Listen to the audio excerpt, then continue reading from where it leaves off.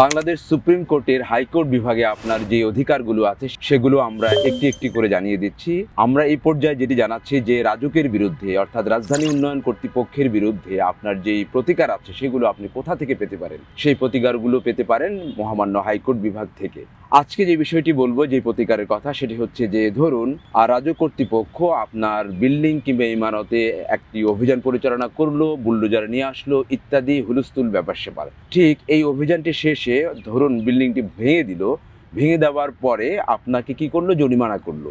এই জরিমানার টাকাটা আদায় করার জন্য সেই সময় ওই ম্যাজিস্ট্রেট মহোদয় অথবা রাজুক কর্তৃপক্ষ অনেক ধরনের পদক্ষেপ গ্রহণ করে যেন আপনি তাড়াতাড়ি এই মুহূর্তেই দিয়ে দেন সেই টাকাটি, জরিমানার টাকাটি, কিংবা এই যে ভাঙার যে কস্ট সেটি। কিন্তু বাংলাদেশের আইনে যেটি আছে, যে ফৌজদারি কার্যবিধি ৩৮৬ ধারায়, সেটি হচ্ছে যে রাষ্ট্রীয় এই যে জরিমানাটি করলো এটি রাষ্ট্রীয় কোষাগারে জমা হবে। এই কোষাগারে জমা দেওয়ার একটি বিধান আছে, সেই বিধান মতোই দিতে হবে। অতএব সেই বিধান ছাড়া যদি রাজুক কর্তৃপক্ষ তড়িঘড়ি করে আপনার লক্ষ লক্ষ টাকা যে জরিমানা হয়েছে সেটি যদি আদায় করতে চায়, তাহলে আপনি সেইটি আদায় করার সুযোগ দিবেন না। আপনি কি করবেন, যদি আদায় করেই ফেলে অথবা ওই ৩৮৬-র বাইরে যদি কোনো আইনি পদক্ষেপ গ্রহণ করে, তখন অথবা বেআইনি কোনো পদক্ষেপ গ্রহণ করে, অথবা আপনাকে ভয়ভীতি দেয়, অথবা আপনাকে ফোর্স করে, অথবা আপনাকে এমন পরিস্থিতির সৃষ্টি করলো যে ম্যাজিস্ট্রেট মহোদয় অথবা রাজুর কর্তৃপক্ষ যে না দিলে এখন মহাভারত অশুদ্ধ হয়ে যাবে, অথবা আপনার এই সমস্যা হবে সেই সমস্যা হবে, এই মুহূর্তে আপনি সেই ভীত সন্ত্রস্ত অবস্থা আপনি কি করবেন? আপনি প্রথমে যেটি করবেন সেটি বলবেন যে আমি আইনানুগভাবে এটি পরিশোধ করব। আপনি কি বলবেন?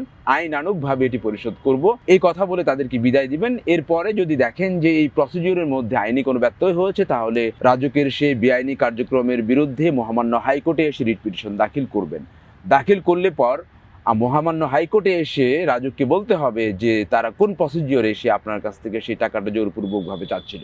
তাহলে আজকে যে বিষয়টি জানিয়ে দিলাম সেটি হচ্ছে যে যখন জরিমানার টাকা আপনাকে ভীত সন্ত্রস্ত করে আদায় করে নেওয়ার চেষ্টা করা হবে, আমি এগেইন বলছি যে যদি বেআইনিভাবে আইনি পদক্ষেপ ছাড়া আইনি প্রসিডিওরের বাইরে গিয়ে যখন করা হবে, তখন আপনি সেই পদক্ষেপটিকে, সেই কার্যক্রমটিকে চ্যালেঞ্জ করতে পারেন।